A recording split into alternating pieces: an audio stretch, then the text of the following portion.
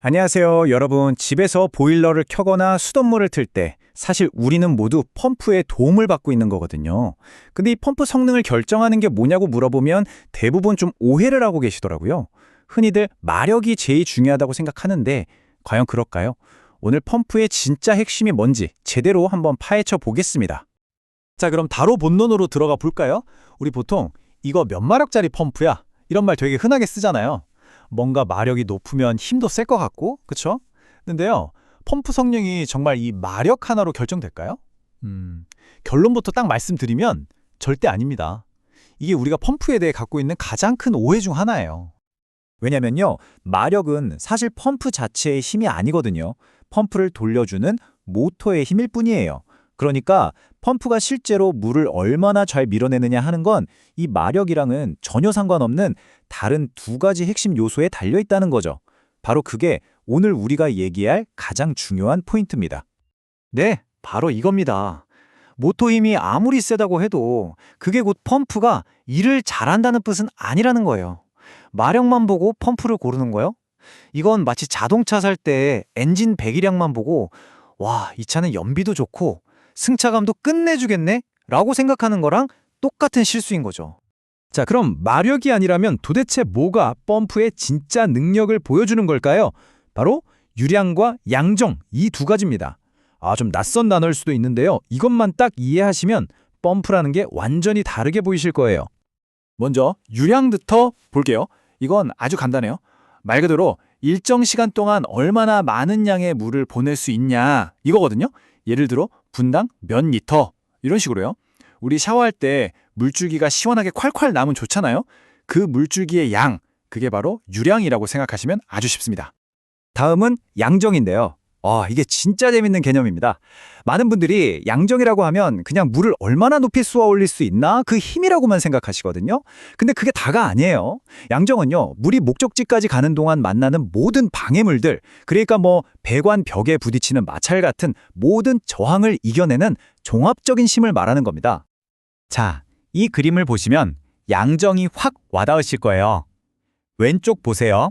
우물에서 물을 퍼올리는 이런 개방된 시스템에선 뭐가 제일 힘들까요? 당연히 중력을 이기고 물을 위로 끌어올리는 높이겠죠. 이때는 양정이 곧 펌핑 높이가 되는 거예요. 근데 오른쪽, 우리 집 보일러 같은 닫힌 시스템을 한번 볼까요?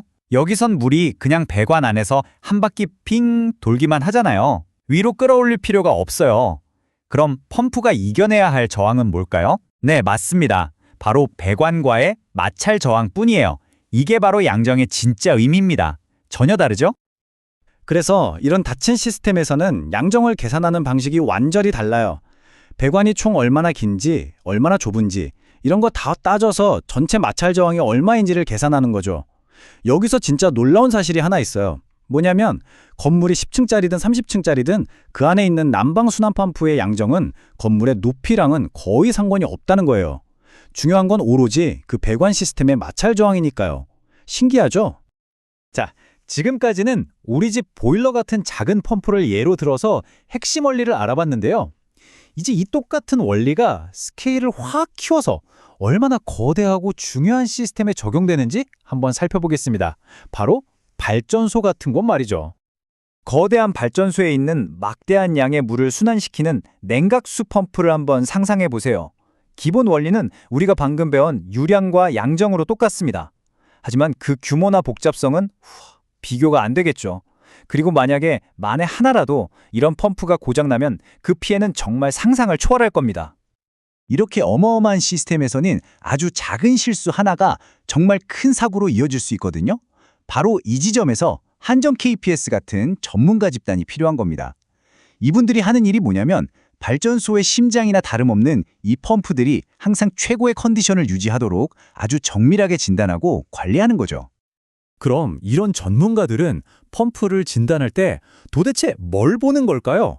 그냥 펌프가 잘 돌아가나? 안 돌아가나? 이런 수준이 절대 아니겠죠?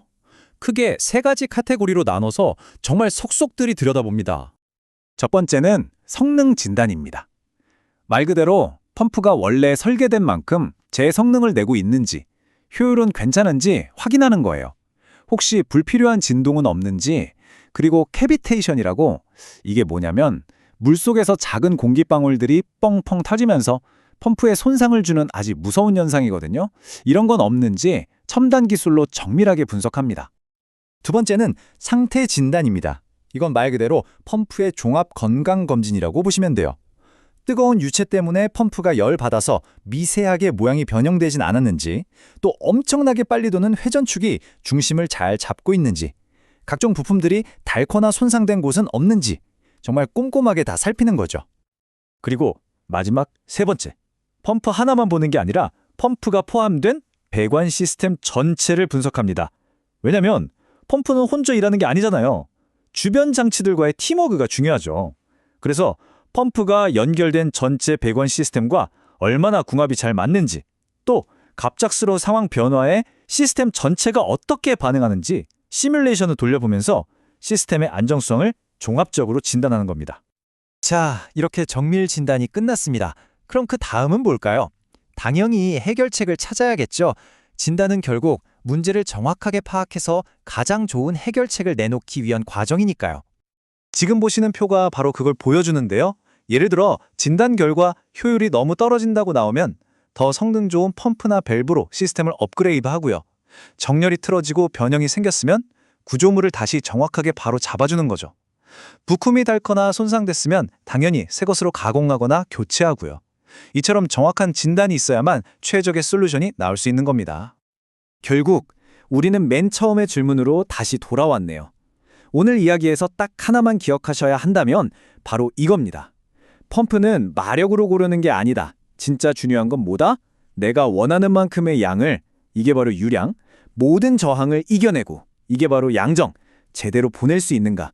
이 질문에 답할 수 있어야 한다는 겁니다. 이것만 기억하시면 오늘 내용은 완벽하게 이해하신 거예요. 오늘 펌프 이야기를 통해서 우리가 매일 정말 당연하게 사용했던 기술 안에 숨어있는 핵심 원리를 살짝 엿봤는데요. 어떠셨나요? 생각해보면 우리가 매일 쓰는 스마트폰, 매일 타는 자동차는 또 어떨까요? 그 안에는 또 어떤 놀랍고 핵심적인 원리들이 숨어 있을까요?